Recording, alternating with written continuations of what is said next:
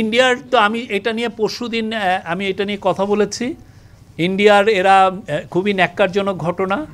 এতে বোঝা যায় যে ইন্ডিয়ান কর্তৃপক্ষ আসলে ফ্রিডম অফ স্পিচে কতটুকু ওনারা বিশ্বাস করেন।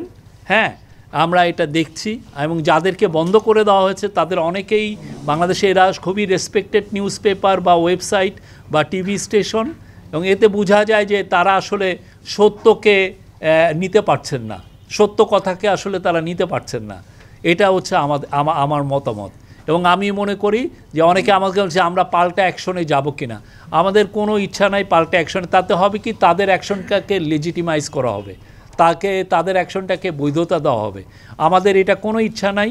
আর আমরা জানি তারা কি ধরনের তামাশা বিয়ে করেন। ইন্ডিয়ান মিডিয়া, ইন্ডিয়ান টিভি সত্যিকার অর্থে মানুষের কাছে তামাশা বিক্রি করেন প্রতিদিন।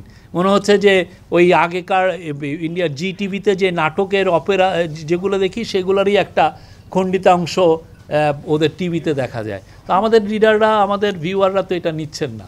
তো আমরা এটা নিয়ে ওরিড না, বাট ওরা যেই কাজটা করেছেন খুবই ন্যাক্কারজনক কাজ। বান্ডেল থাকলে প্রতি সেনমানিতে টাকা বাঁচবে। বিকাশ সেনমানি বান্ডেল কিনে জিতুন প্রতি লেনদেনে।